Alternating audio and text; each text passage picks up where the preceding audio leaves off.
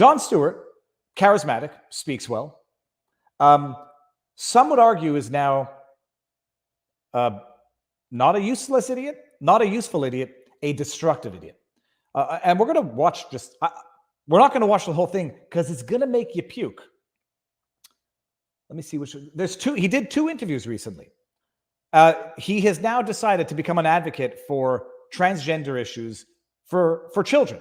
This is not for adults. He's now advocating for transition therapy for children. And he seems to have engaged in the tactics of like Michael Moore, Sacha Baron Cohen type gotcha, highly edited interviews mixed with, but no, under the veneer of legitimate journalism. Let's watch this with a little commentary. Let's see this here. Yes. Okay, we're seeing it. Let's play this. Why? 13.6 million views. I don't know if that's, artificially amplified, but whatever. We're going to walk through this, then we're going to walk through the next one. Why would the state of Arkansas step in to override parents, physicians, psychiatrists, appeal to authority, endocrinologists who have developed guidelines? Why would you override those guidelines? Guidelines for transition therapy for minors, for children. Well, I think it's important that all of those physicians... By the way, everyone has to appreciate all of the editing that's going on here. This is Katie Couric level editing. Look here. Of Arkansas step in to override parents. By the way, there is nothing to say. I don't know that these are 2 simultaneous cameras in real time. I don't know that. There's nothing to say that this video of her sitting there looking dumbfounded, a little bit uncomfortable, is totally a totally separate video section of the interview that they then overlay the audio in for editing, stylistic impression purposes. Physicians, psychiatrists, endocrinologists who have developed guidelines. Why would you override those guidelines? Well, I think it's important that all of those physicians, all of those experts, for every single one of them, there's an expert that says we don't need to allow children to be able to take those medications. That there are. I'll give Jon this. She's probably not the most eloquent spokesperson to present the other side of the debate. Jon Stewart, appeal to authority. There's experts. The experts, the same ones who have done other things which are, not unbecoming of experts. We have experts. They say we've set out a protocol. My question to him would have been, what's the protocol? What are the? Because I've heard stories. I interviewed Chloe Cole. Jon Stewart, I know what I know and I know what I don't know. You seem like a smart man. What's the protocol? Because I interviewed a woman who was given a full mastectomy at age 15. What is the protocol to determine when a child can permanently, irreparably, I'll avoid the hyperbolic term, alter their body? When is it? And Jon, here's another question. Why can't children get tattoos and drink alcohol? If someone says that's necessary for their psychological well-being, let's just. Are many instances where. But that's not true. Oh. It's not for everyone. There's one. There's. Oh, I'm sorry. It might actually be, but that's not true. I mean, that's when you're dealing with a liar. You're dealing with a liar when that's his response to your sincere response. Medications. That there are many instances where. But that's not true. It's not for everyone. There's one. These are the established. Well, I don't know that's not. I might venture a guess and say that, for everyone, there isn't one. For everyone that says this is an acceptable method of treatment, there are probably 10 that say it's not. I don't know. But I don't know that it's wrong. And if he's going to say that, Jon, okay. You think that there are more doctors promoting transition therapy on children than doctors saying it should never be done and it should be waited until the child grows out of puberty and becomes an adult to make the decisions on their own? Oh, but that's not true. Oh, okay, sorry. You just accused me of lying to you in an interview. This should be going well, going forward. True. I don't know that. Then why would you pass a law then if you don't know that that's true? Wouldn't you? Well, I know that there are doctors and that we had plenty of people come and testify before our legislature who said that we have 98% of the young people who have gender dysphoria, Right. that All they right, are yeah. able He's to listening to that. move past that. And once they have the help that they need, no longer suffer from gender dysphoria. 98% Wow. without that medical treatment. That's an incredibly made up figure. I mean, that's where the interview ends. What a there's no other word. It's scumbaggery. Oh, that's an incredibly made up figure. No, I was, I looked online afterwards to see. There are any varying number of figures, but there seems to be one widely referenced one, which said 84% of children who at one point suffer from gender dysphoria grow out of it. And then I see people commenting, oh, well, that study's flawed because they didn't count, they count, it was too broadly counted. They only asked certain questions. They excluded other people. This is where you get into the world where three types of lies: lies, damn lies, and statistics. 98%. But that counts too many people. That just counts sexual. That can't even think of it.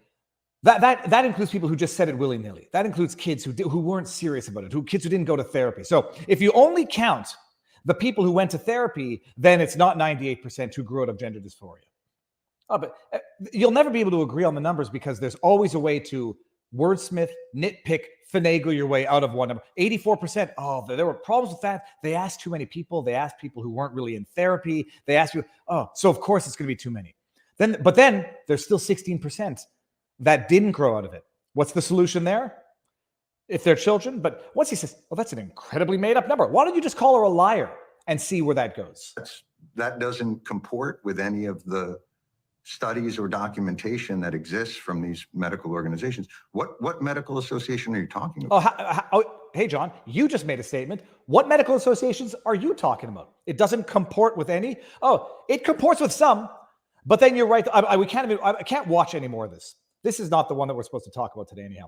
Oh, it doesn't comport. What an incredibly made up number. No, it's not. You just don't agree with that one because that doctor, who's the one doctor who disagrees with the other doctor, well, you'll find a way to write that doctor off. But he's taken a proactive position now to publicly support and endorse transition therapy for children, for minors, promoting the same nonsensical, factually incorrect statement that things are pauses, things are reversible, yada yada. But that's not it. That's just one indication that Jon has had the switch flipped in his brain. He's gotten the directive. This is where his charisma, this is where his interviewing skills are going to go right now to this issue. The man who went from making sure that the heroes of 9/11 got the treatments they needed, the treatments they deserved, the compensation they deserved. Now he's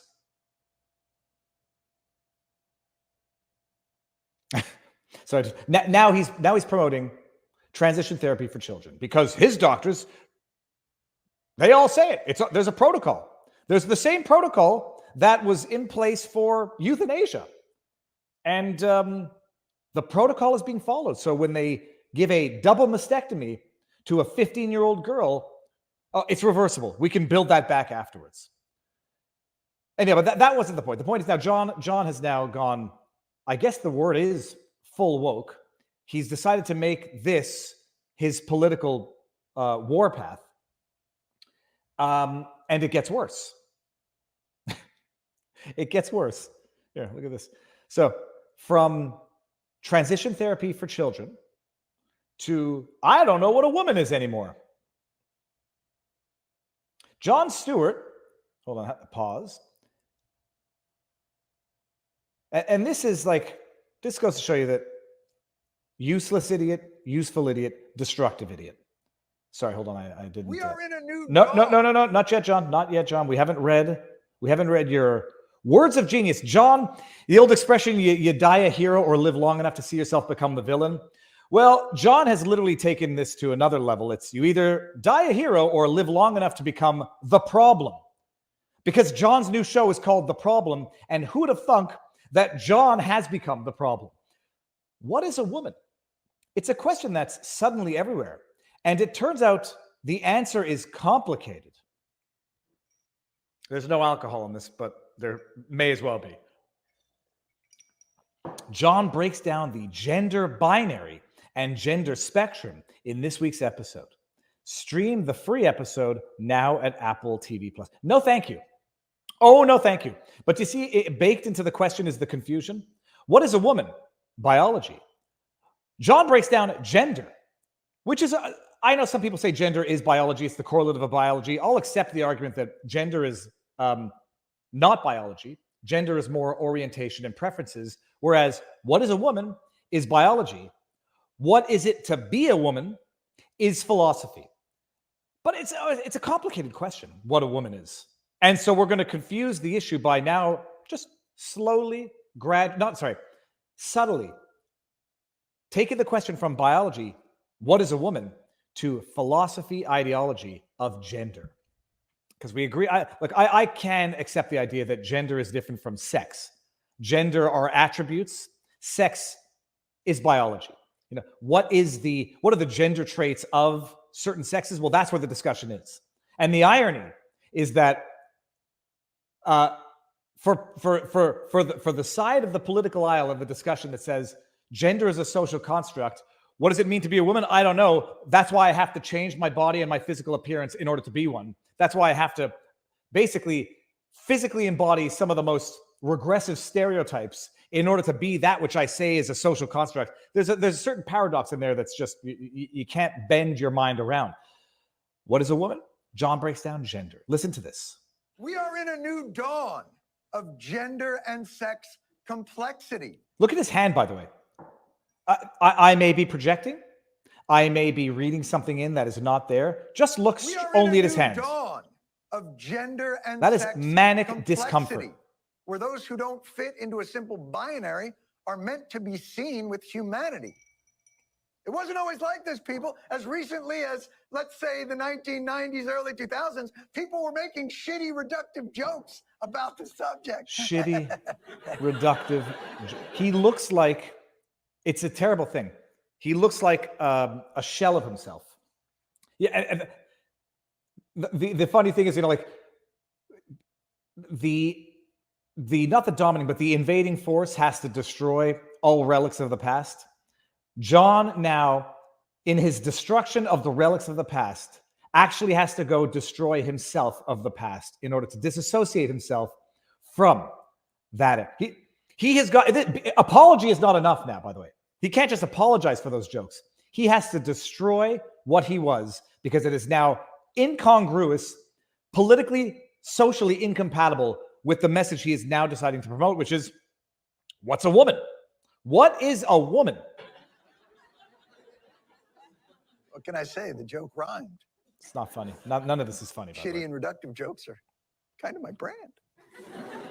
But as we know from history, any moment of progressive visibility will be met with a vicious backlash. There are two genders. There are two genders, and everyone knows it. Ain't but two genders. It's funny. It goes on, but I want to get to the biblical part. Oh, here. Hold on. Is a woman. Can you provide a definition for the word woman? For all of recorded history, people have known what a woman is. Yes! All of recorded history! It was simple. Until like a year ago. The answer to what is a woman has always been the same. It's a woman is a deformity that occurred in the ordinary course of nature. It's so fun. Wait, get to the next one. Get to the next one. A woman is a person who has no legal existence once married.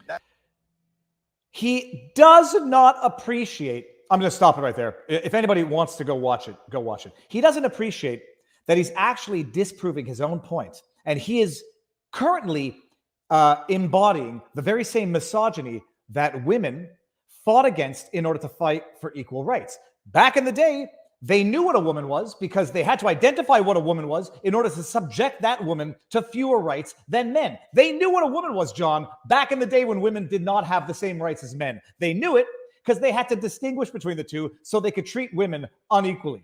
Or he then goes into the Bible and starts talking about how women have different value, referring to the value of shekels or if they're, what was the word? If they're promiscuous women, they're worth less. He doesn't understand, or he's just, in the moment, doesn't understand that by referencing the era back when women didn't have equal rights as men, they knew the difference between a man and a woman. That's how they treated women unequally. And that's what women fought against in order to fight for equal treatment. And now, in today's day and age, so progressive, a man cannot say what a woman is anymore. If a man denying the existence of a woman is not misogyny, I don't know what is.